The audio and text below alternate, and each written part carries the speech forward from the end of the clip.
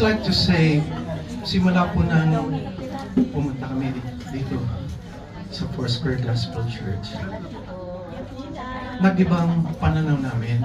Kasi po, you know us as a Catholic. Pero when we attended as a Catholic, parang nakukulangan kami.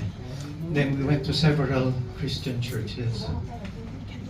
Pero dito lang po talaga sa Foursquare Gospel Church, dito namin naramdaman na this is the right place. Hallelujah.